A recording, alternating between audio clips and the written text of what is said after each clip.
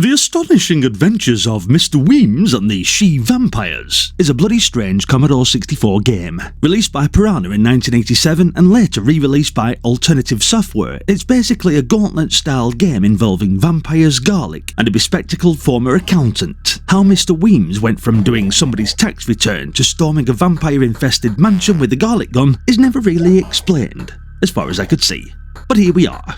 Yes, you're this Mr. Weems guy. Hello there. And need to progress through a 6-level mansion packed with locked doors, secret passages, coffins, pots, bats, Frankenstein-style monsters, and of course, the she-vampires themselves. Across the first 5 levels, you also need to track down 5 important objects: a stake, a mallet, mega garlic, a mirror, and a crucifix, because you'll need the entire collection when you eventually reach the great she-vampire on level 6. Unfortunately, I didn't make it that far during this video, although I did manage to collect a few of them, so Mr. Weems and I weren't completely useless.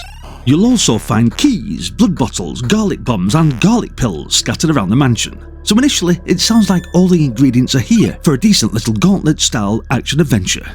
Explore the rooms, find what you need, keep your blood level topped up, and shoot anything wandering towards you with fangs. But controlling Mr. Weems himself is where things start going downhill. Mr. Weems is stiff and jerky, turning feels awkward, and trying to position yourself while several enemies are wandering towards you becomes far more fiddly than it needs to be. Worse still, touching the edge of the screen immediately sends you into the next room, and this really did start taking the piss. After a while, I spent several minutes in one particular room smashing pots, killing enemies, and slowly getting everything under control. Then I wandered a fraction too far towards the edge, moved into the next room, immediately turned around and came straight back, only to discover that everything had returned. The pots, the enemies, the bloody lots. It's bollocks. The smaller pots continually produce enemies until you destroy them. So there is actually a sensible order to clearing each room. Smash the pots first, deal with whatever creatures remain, and then destroy the coffins. Leave before finishing the job though, and you can find yourself doing the whole bloody thing again. So eventually, I became more worried about touching the edge of the screen than I was about anything with fangs. Your blood count is constantly ticking down as well, with enemy contact draining it even faster, while blood bottles replenish it. Garlic bombs apparently help when things get crowded, and garlic pills give Mr. Weems temporary protection. During the recording of this video, I'd forgotten all about them though.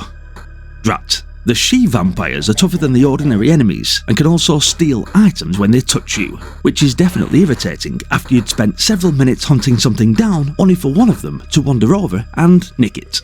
After a while though, something strange happens. You start getting used to the game. The mansion becomes a little less confusing. You remember where useful objects are, and certain rooms become more manageable because you know what's about to appear.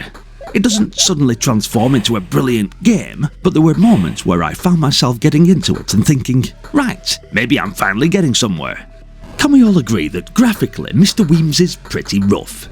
The sprites are crude, movement is jerky, and once several enemies appear, the screen can become a bit of a mess. Then you've got this enormous she-vampire graphic sitting underneath the playing area for the entire game, taking up a pretty decent chunk of the display. She just sits there staring upwards while Mr. Weems gets battered around the mansion. Look at her!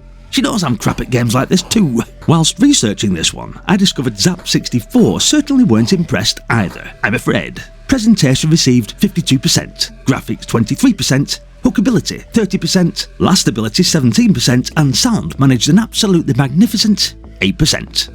8%. Imagine doing the sound for this, opening Zap64 and seeing that staring back at you. The final overall score was only 19%, with the review criticising the crude graphics, poor sound, awkward controls, and just how frustrating the whole thing was. 19%. That's not so much a review score as Zap telling us to save our money. And after spending some time with Mr. Weems, I can't exactly claim they got everything wrong. There are times when you're fighting Mr. Weems every bit as much as you're fighting the vampires. But the frustrating thing is that there are some decent ideas underneath it all. The mansion is pretty big. Hunting for those 5 objects gives you a reason to explore. Hidden passages add some mystery. And the constantly falling blood level keeps a bit of pressure up. Give Mr. Weems smoother movement, make it harder to accidentally leave the room, and I reckon this could have been a decent little game. Bizarrely, I didn't hate it, I didn't love it either, so let's not get carried away, but I kept playing for longer than I expected to. I like games where I can explore a bit, and there was always that temptation to see what was through the next door, or whether I could find another useful item. Every now and then, I'd even start feeling like I was getting the hang of it, right up until Mr. Weems did something stupid again.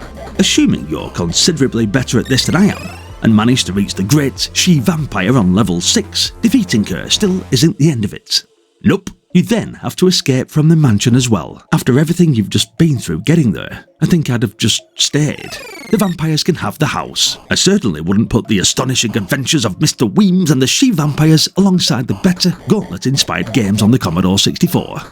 It's awkward to control, some of the graphics are pretty ugly, and there are design decisions here that seem almost deliberately designed to annoy you, but I also think that 19% makes it sound completely worthless, and I'm not sure it is. There's enough exploration and enough personality in the vampire theme that, despite all the swearing at Mr. Weems, I still wanted to see a little bit more. Maybe that says something about the game. Or maybe I'm just bloody stubborn. Did you play the Astonishing Adventures of Mr. Weems and the She-Vampires back in the day? Was Zap64's 19% about right? Or have you actually got fond memories of this one? And did anybody watching manage to reach the great she-vampire and get all the way back out again without accidentally walking out of the room about 17 times? Let me know your memories in the comments. If you enjoyed the video, give it a like and subscribe for more Commodore 64 and Amiga retrospectives. Thanks as always for watching and supporting the channel. Hopefully, I'll see you all in the next one.